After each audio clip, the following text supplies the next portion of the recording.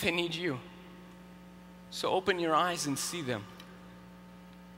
Give what you have to them.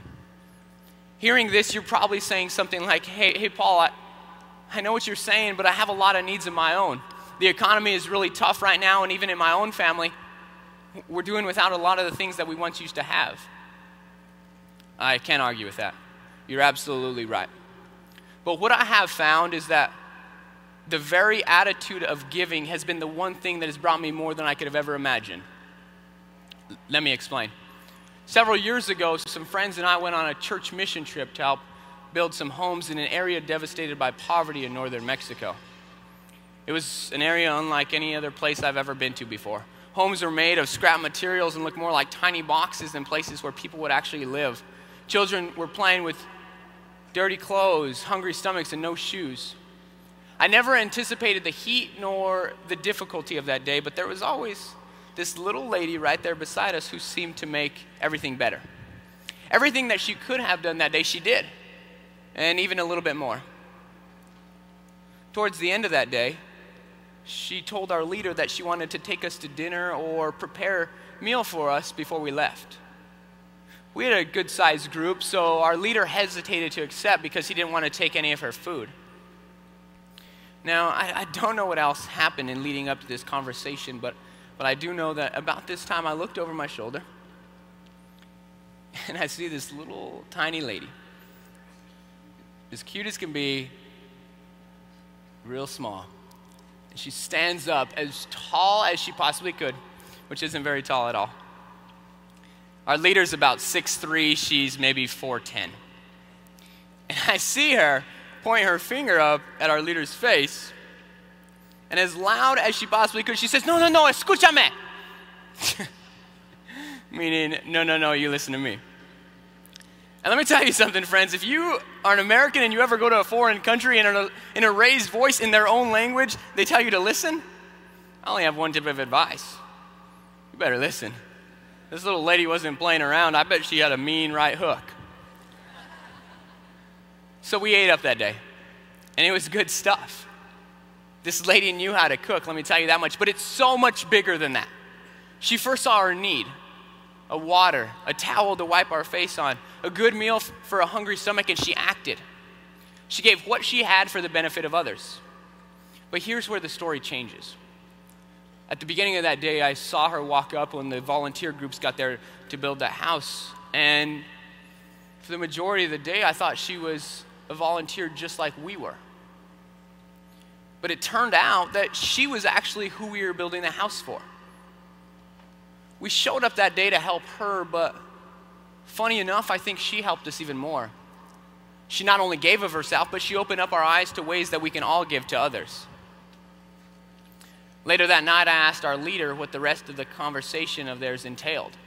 And it turned out that after telling him to listen up, she delivered an even bigger punch. No, not the right hook, but it came in the form of a statement. She says, what I may not have is a lot of money to share, but what I do have are a lot of things to give. What I do have are a lot of things to give. Think about that for a second. Stop whatever you're doing right now and think about that for a second. Because how many times have we seen a need and said something like, I can't help because I don't have money or time or anything else? How often have we seen a need and turned our back and walked away? How often have we seen a need and made an excuse? Next time you see a need, instead stop and ask yourself, how can I help? And hopefully our compassion will manifest itself into our actions. We went throughout that day continuing to work with her, and she was helping us more than we helped her. But what about us? What do we have to give? Maybe it's as simple as finding the student who's sitting by themselves at lunch and giving them your friendship, starting a Special Olympics program and teaching somebody a sport, going to the grocery store, waiting for the person to check out after you and helping them carry their groceries to the car. How easy is it to donate an hour or two of your time at an afternoon at a nursing home? Play cards or dominoes with them. Those people would love it. And I'm telling you that you're probably going to leave there with a lipstick signature from one of your new grandmas on your cheek. You will light up their day, their world, by going and giving your time. How simple is it to do that? Regardless of what you don't have, what you do have are a lot of things to give. Find what you have and give it. Just like the little lady did. She knew what she didn't have, but she also knew what she did have, and she knew what she could give away. So we've started to see other people, and we're looking within ourselves to find what we have, but it can't stop there. Imagine the impact and legacy that our generation, those of us right here in this arena, could leave behind if we constantly made the choice to give. Like so many of you in here, my passion for agriculture is practically a part of who I am. I know that there is nothing more noble or satisfying than feeding those around us and the rest of the world. And we as agriculturalists do that, so be proud of that.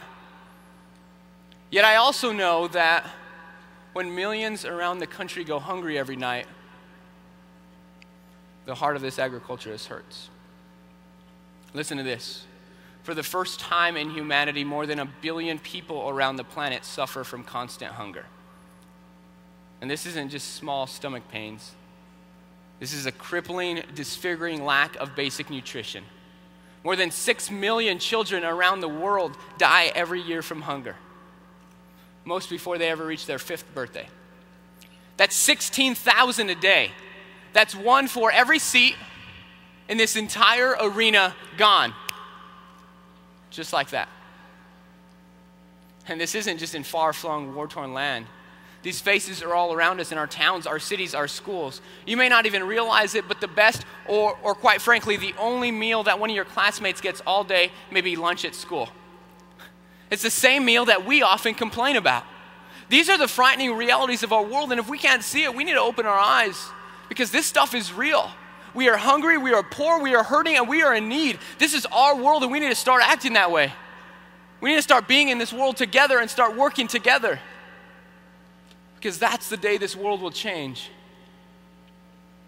This concern, this burden on my heart has followed me around wherever I've went.